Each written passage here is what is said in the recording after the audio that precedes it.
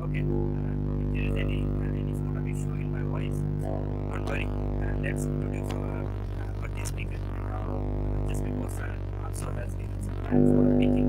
So let's start our webinar, and I'm going to call our day speaker. Please welcome Dr. Fahad for classic. Now I'm going to handing over it to sir.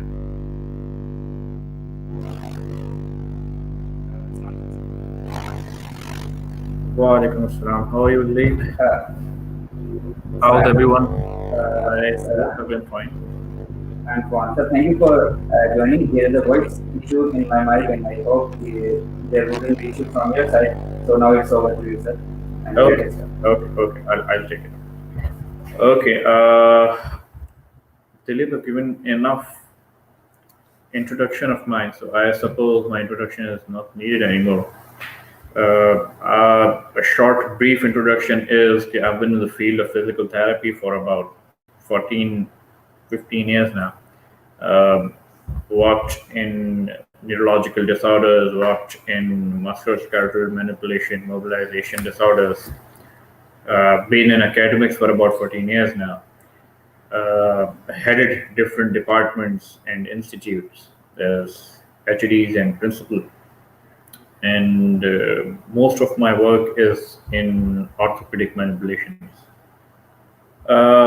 Today, what we are going to discuss here is about a topic which is a bit neglected, should I say, in Sindh, especially because I am from Sindh, so I can only comment on the status of the topic here in Sindh.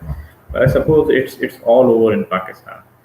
But let's talk to the topic. It's about temporomandibular joint, which is rather neglected by a physical therapist and by the practitioners related to temporomandibular joint. Who are the practitioners related to temporomandibular joint?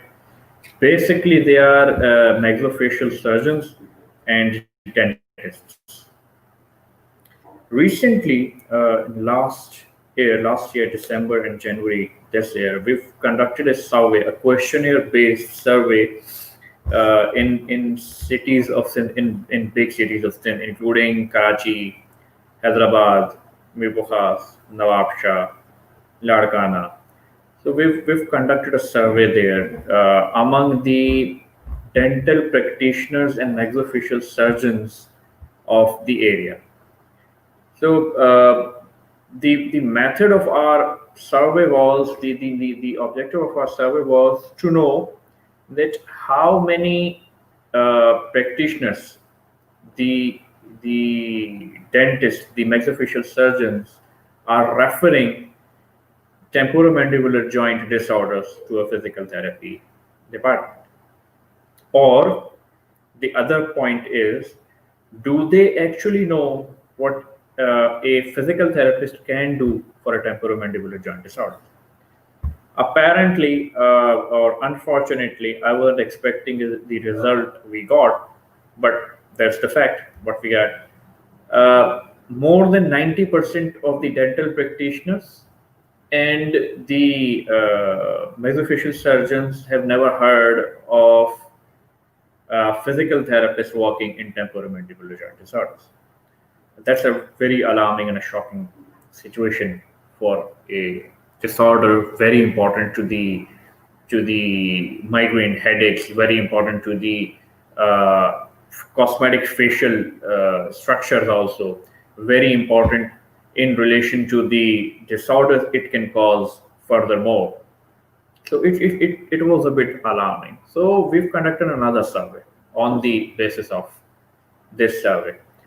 This time we've been targeting the large cities of Sindh in relation with physical therapists. As a matter of fact, more than 80% of the physical therapists even said we don't have much to do with temporomandibular joint disorders. So keeping that in mind, we started working with something which is more effective. And Dr. Dileep asked me to deliver this informative and introductory session on temporomandibular joint disorders and what they are, why are they not been referred to us, why don't we know how to do with it. Okay, so what is temporomandibular joint? It's basically, in simple words, it's the joint between the mandible and the temporal fossa.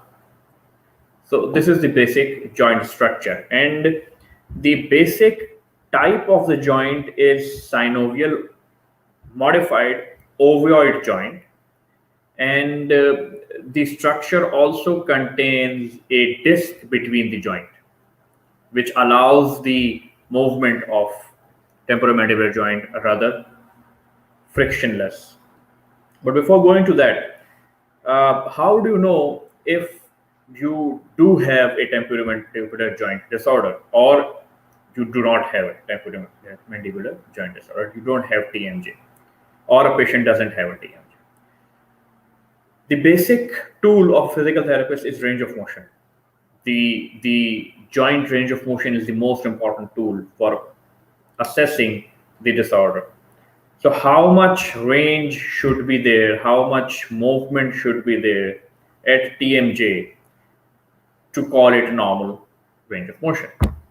Normally, a normal individual have between 35 to 50 millimeters of mouth opening.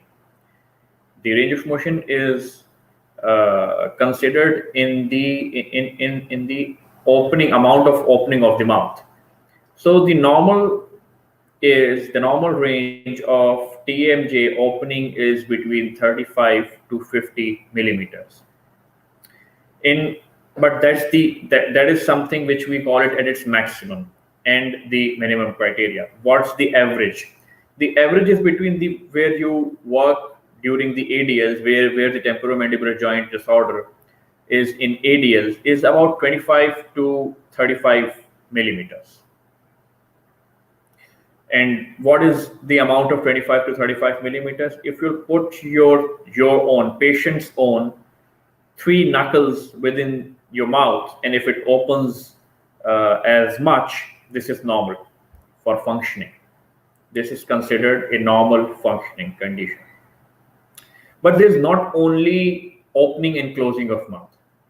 Temporomandibular joint have other movements also, such as the protrusion, retrusion, and lateral deviation. What is protrusion?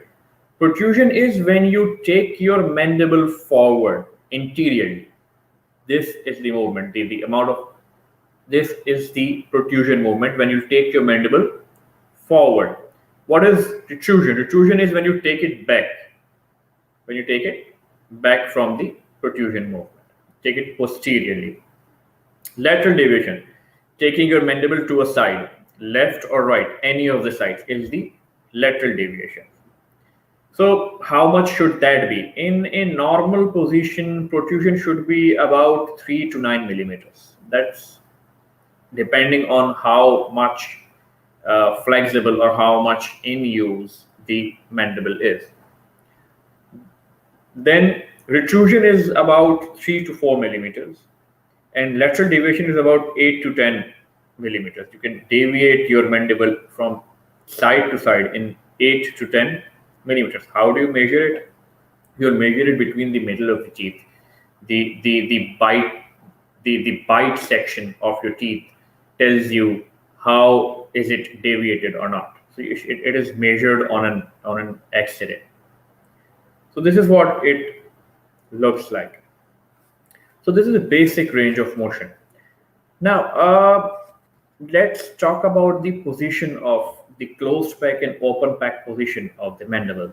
So these are the basic things which you should know before going to the disorder itself, because disorder itself is identified when you know the basic normal position of temporomandibular joint. So the osteokinematics is in protrusion, retrusion, lateral deviation, all these movements, there is no rotation involved at TMJ. There are no rotatory movements at TMJ. They are sliding and gliding movements on the TMJ joint. No joint displacement, no disc displacement is involved in TMJ during the protrusion, retrusion, or lateral deviations of the mouth. Now, what about the opening and closing? When you open your mandible, when you open TMJ in open position, this is when you open the mouth, it is known as the open pack position of a joint for TMJ. So when you open it up, what happens? What happens is the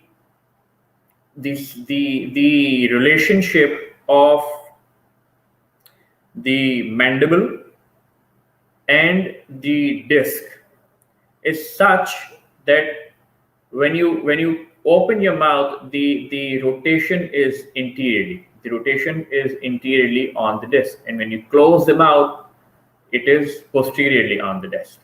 But when you open the mouth, what happens is it rotates interiorly and comes forward on the disc. It slides forward on the disc, and this is the time where there is a chance of displacement of the disc or the joint itself. So this is the most important section of the joint.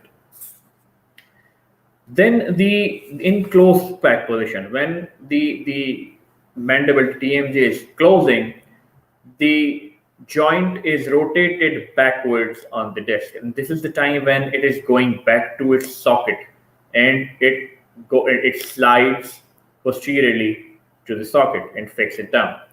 How do you say it is a closed pack position? When the mandible and the upper jaw are in contact with each other, right? Is as in chewing something. When you chew something very hard, when you put something in your mouth and you chew it, this is when you call it, this is the closed pack position. So now we know the osteokinematics, the arthrokinematics, the introductory sections of the osteokinematic and arthrokinematics, which are the basic muscles involved in the whole function. The basic muscles which are very important, some of them are very important in TMJ, is relieving the TMJ or causing the disorder itself. So temporalis is the most important muscle, which is important in the, if it is contracted unilaterally, what it does is it laterally deviates and closes the jaw upward. It takes it up. But if it is on bilaterally, it is contracted bilaterally, its function is to close the mouth. So this is the function of temporalis. The basic nerve supply of the temporalis muscle is trigeminal nerve. The next is the masseter. The masseter is the muscle of mastication. the chewing muscle, and the basic function unilaterally, its function is to deviate it if laterally. If it is on the left, if it is contracted on the left side, it deviates the jaw laterally. And if it is contracted on both sides together, it is used for chewing or for closing the mouth in relation to temporalis muscle. The nerve supply of the muscle is trigeminal nerve itself. So the medial and lateral pterygoid. And the medial and lateral pterygoid, what do? They are basically causes the protrusion of pterygoid. The medial pterygoid causes the protrusion of the mandible, and its nerve is trigeminal, but the mandibular branch. Then the lateral pterygoid. What does lateral pterygoid do? Lateral pterygoid works in opening of mouth and lateral deviation, both in relation to the other muscles. Acha, now, what could go wrong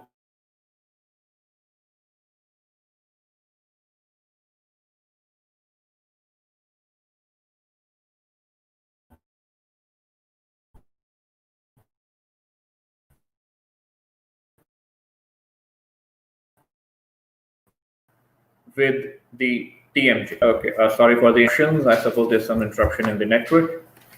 I'm back. Okay, what could go wrong with the TMJ, or what are the disorders which could cause temporomandibular joint disorders? The simplest, the most commonest is the spasm, the protective mechanism of the temporalis or the masseter muscle. The spasm, the overuse of the muscle, causes the joint to cause ache and decreases the amount of movement at TMJ. What causes it? The overuse, the posture, forward head posture most likely is the factor related with TMJ. Patients with forward head posture tends to have tight temporalis and masseter muscle. How do you know if they are tight? How do you know if they are overactive? The assessment tells you how to do it. And what is the assessment? One of it is the range of motion. The other is the symmetry of the face. And what do you see in the symmetry of the face? What we see in symmetry of the face is if the muscles are, if the related muscles are hypertrophied. If they are hypertrophied, that means they are overworking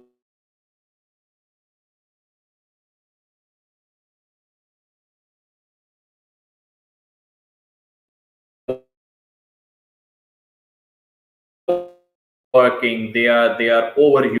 If it's hypertrophied on one side, that might cause the lateral deviations. It would cause decreased range of motion. It would cause headaches. It would cause pain in the occipital regions, in temporal region. It can also mimic migraine headaches. So this is the basic what we do, which tells us if the muscles are involved into it. Then there could be disc displacements. There could be a displacement of the disc involved with TMJ. If it is displaced, if it is injured, this would also cause a clicking sound. It would cause pain in opening more likely rather than in closing. Closing is a bit less painful. Opening is a bit more painful. Sometimes closing is painless. What else? Inflammation, direct injury to the face. In sports person, in those who are in martial arts, in boxing. So if there's an injury direct to the face, direct to the TMJ, it causes inflammation. The inflammatory conditions can also cause TMJ disorders. What else? Degenerative disorder, arthritis of TMJ. Not so common, but it is present. So arthritis can also do it. Arthritis, what symptoms are related with arthritis? Pain at TMJ or in temporal region, radiating to temporal region, um, stiffness, clicking sound, grinding, decreased range of motion. These all can be the factors related with the arthritis of the TMJ. So there are these disorders. What to do with it? What can you do to prevent it? There are other conditions also which could be involved, like capsulitis. In prolonged immobilization of a patient, in patients who have been immobilized for a long period of time, capsulitis may occur. The tightness of the capsule, the reduced flexibility at the capsule of the joint, that could also cause temporomandibular joint disorders. How do you trace it? The capsular pattern. The capsular pattern tells you if the capsulitis is present at TMJ. And what is the capsular pattern? The active and passive range of motion of the mandible should be same, should be at the same restriction. If you'll open the mouth passively and if you'll ask the patient to open the mouth and move TMJ, the amount of range of motion, the amount of motion should be same. It should be tender to palpation.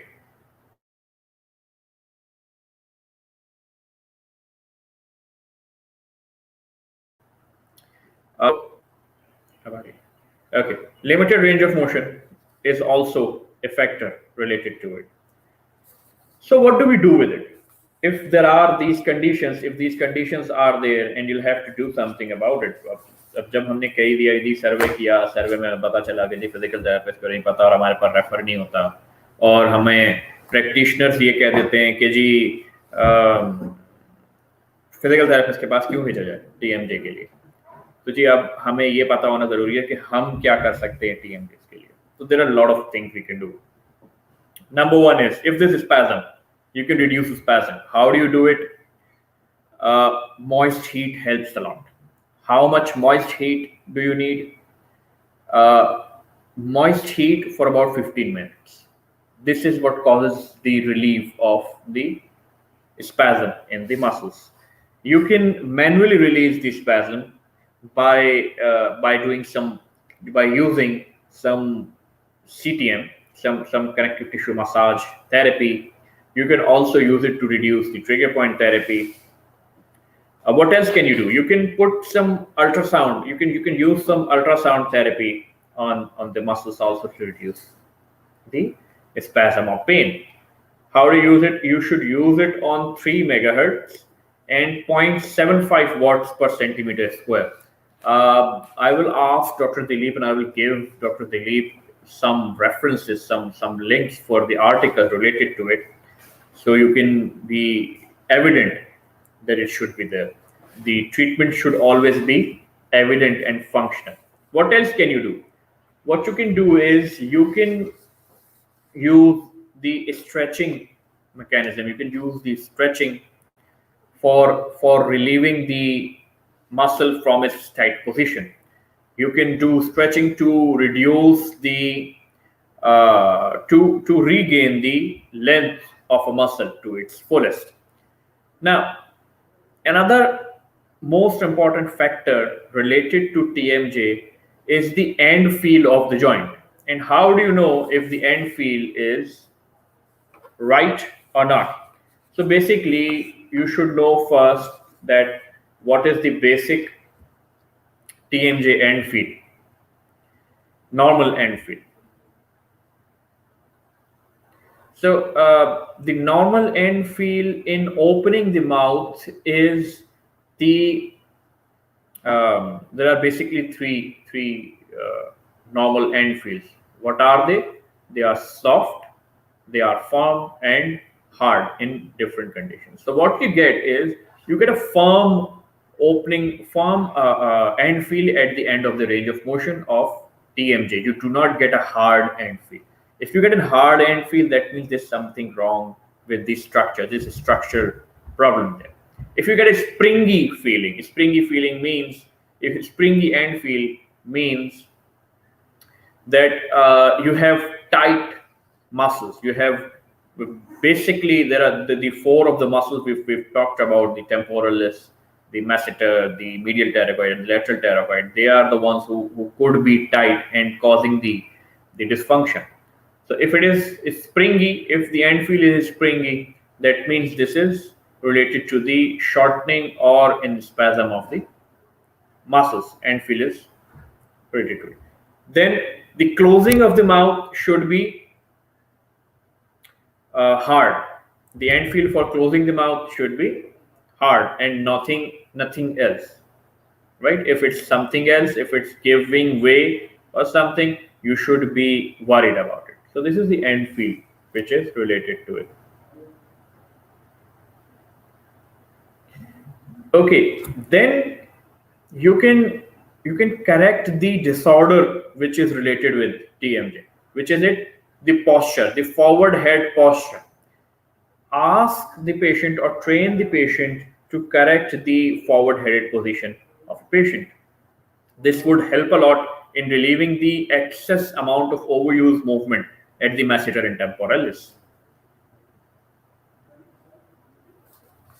Achha, then you'll have to define first. You'll have to identify first that the which type of disorder is there at TMJ. We are not going to go in very detail. It's a very detailed topic. It's a very, very vast topic. I would love to do it practically.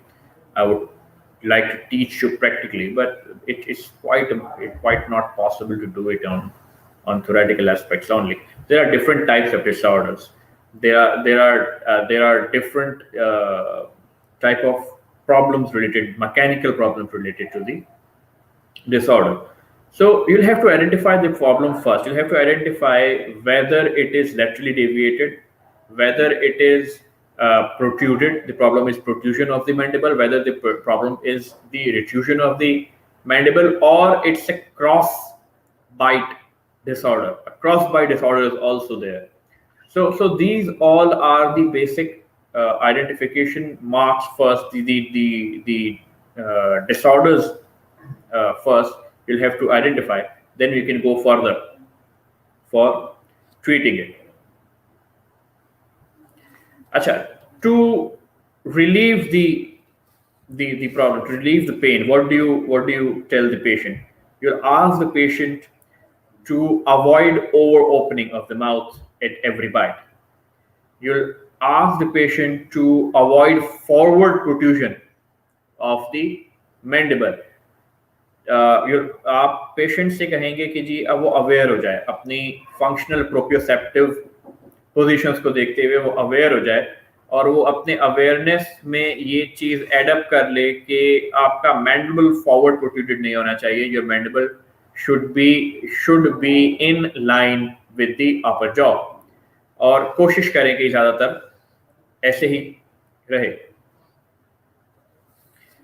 अच्छा, if it is retruded, you'll ask the patient to try and keep the mouth in teeth to teeth closure. Occlusion is what it is known as. This is known as the mandibular occlusion. It should be on teeth to teeth. The mandible should rest on the upper jaw. The teeth related to the mandible should rest on the upper jaw rather than protruded or retruded in conditions. So this is what you can do. You can also, what you can do is you can also ask the patient to do some exercises, some self-stretching exercises, some self-rated exercises. Then you can also use some muscle stimulators at different ranges, and we can talk about it in other session, inshallah. related to that muscle stimulation and stuff. So this is what we can do to relieve it. What to avoid? Don't go for invasive methods directly when it is a disorder of TMJ. जो dental practitioners या मैक्सोफेशियलरी विशियल surgeons होते हैं ना, उनका पहला attempt ये होता है कि what they should do is they should take it in an invasive method. वो invasive method क्या होता है? Either they'll put an implant into it, एक इम्प्लांट रख दिया जाता है, स्पेस क्रिएट कर दी जाती है और आपका मैंडिबल आपके प्लेस पे आ जाता है। दूसरा ये होता है कि टीथ रिप्लेसमेंट्स कर देते हैं, कुछ ब्रशिंग हो जाती है टीथ की, कुछ जो है वो उनकी रबिंग होती है, उनको इंसाइज किया जाता है। मैं आसान अल्फाज में इसलिए बता रहा हूँ कि हर कोई टाइम मैंडिबुलरी डिसऑर्डर्स और मैंडिबुलर के मेथड्स से रिलेटेड नहीं है। हम जब करेंगे तो फिर इसके साथ हम अपने एक मैक्सोफेशियल सर्जन को भी साथ बिठाएंगे इंशाल्लाह इन फिजिकल सेशन जिस वक्त हम कर रहे होंगे, तो he would help us much more than any of us would be doing. Then that's what this is related to. Okay, now I suppose this is the basic introduction of the setup, and I would like to again hand it over to Dr. Dileep. Dr. Dileep, we would like to hand it over to Dr. Dileep. I'm sorry I couldn't give you a lot of time because of some scheduling, some meeting schedules, and some network problems. So, but yet again, we would love to do it physically. We would love to do it, inshallah, in near future. We would love to do it in a physical manner. And thank you again. Thank you, LAWA. Thank you, CMT. Thank you, Dr. Dileep, for inviting me. I would take you leave now. Hopefully, this session was informative. Thank you. Definitely, sir. Thank you so much for joining us, sharing us very secondly, like purpose to share the lava organizing this lastly, I would like to introduce one of the webinars coming on this week, and the speaker of that webinar is coming us live. So we are waiting for just give me few minutes that I should invite her, and she is basically from India. She is from India. Just give me a few minutes.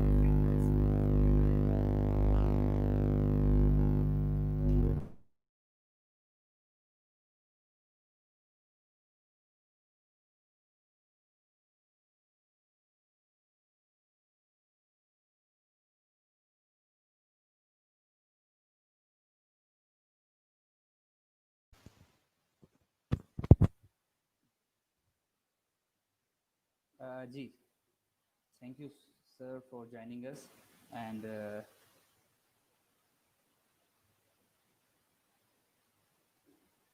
just give me a few minutes. I'm calling her, and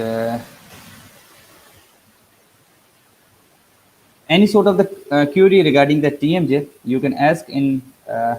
Acha, make sure my voice is clear now to you.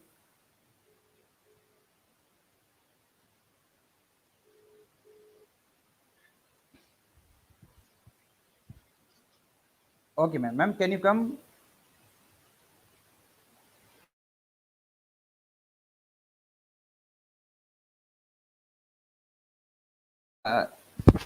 Acha, okay. Make sure my voice is clear to you. And Dr. Aparna, let me introduce her first. Secondly, it's raining in India also, so she will be live within few minutes. Let me introduce our next international webinar is coming within this week on this Sunday, 6th September. And Dr. Aparna, she is director at ACME Physiotherapy Clinic. She is founder of AHA, ACME Healthcare Academy. She is MPT in Neuro, Fellowship in Sports Medicine, Fellowship in Osteopath, clinical dry needler and cupping therapist. Our next webinar is coming on a new topic coming for in a physiotherapy field. It comes in the domain of the physiotherapy field, myokinetic chain. Most of the student जिनको मायोकाइनेटिक chain का नहीं पता, तो ये एक introductory हमारा webinar होने जा रहा है इसी वीक हमारे 2 वेबिनार होंगे, जिसमें से एक इंटरनेशनल है जिसका मैं आपको तो सर माथुर अरोड़ा भी हमें ज्वाइन करेंगे और डॉक्टर अपर्णा, ये दोनों हमारे इंटरनेशनल स्पीकर हैं जो कि हमें ज्वाइन करेंगे और उनका टॉपिक होगा myokinetic chain. Let me remind you कि ये एक इंट्रोडक्टरी वेबिनार होगा मायोकाइनेटिक चेन के ऊपर। इसका एक पूरा कोर्स, जिस तरह इंटरनेशनल सर्टिफिकेशंस होती हैं, इसका पूरा एक कोर्स होगा।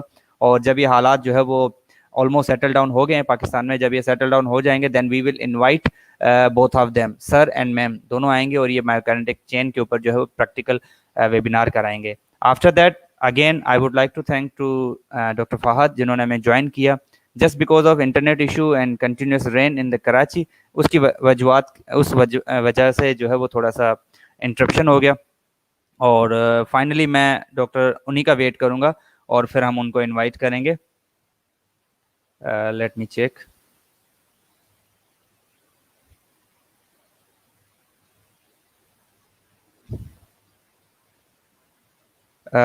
अगेन अगर आप लोगों का कोई भी क्वेश्चन हो तो आप पूछ सकते हो।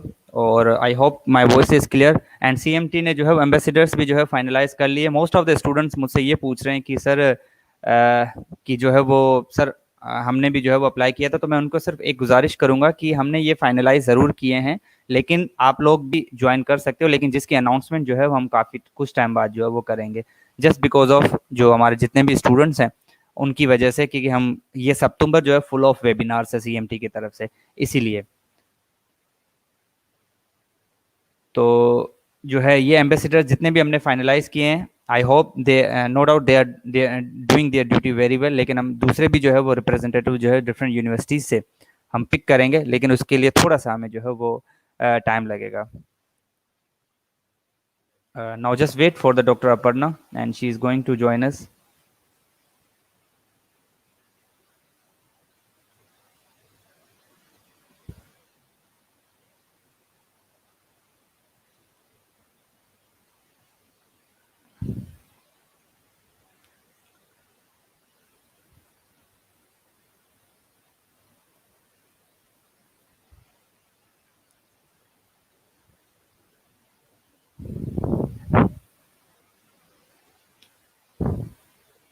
जो हमारा सेंटर ऑफ मेनोथेरेपी का फेसबुक का पेज है, आप नो डाउट आप लोगों ने लाइक किया होगा, वहाँ से भी उनकी पोस्ट आ जाएगी। उनका फ्लायर मैं अभी से शेयर कर लूँगा, जस्ट बिकॉज ये एक पूरा 3-4 दिन का कोर्स है। तो इसके बारे में मैंने बस ये अनाउंसमेंट करनी है कि इसके लिए आपको प्रॉपर जो है रजिस्ट्रेशन करानी पड़ेगी, बिकॉज इंडिया की एसोसिएशन है और सीएमटी जो कि पाकिस्तान की एसोसिएशन है। तो ये कोलैबोरेशन में हो रहा है, इसीलिए हम जो है वो इनके आपको अलग से रजिस्ट्रेशन करानी पड़ेगी। बाकी जो पाकिस्तान के जितने भी हमारे नेशनल वेबिनार्स होते हैं उसके लिए आपको रजिस्ट्रेशन, जितने भी एम्बेसडर्स हैं उनको आपने सिर्फ व्हाट्सएप ग्रुप ज्वाइन करना होता है।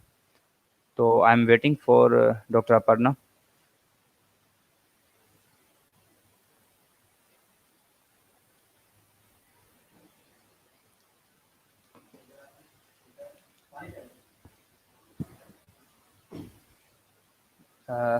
I think it's also raining in India.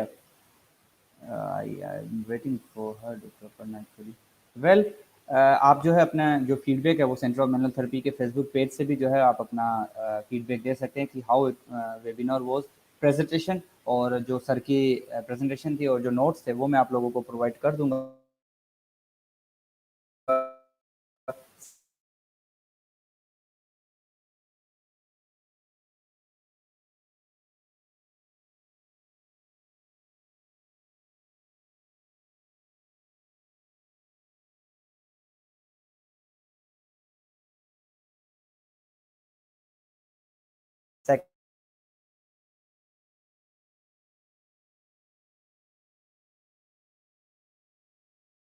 Second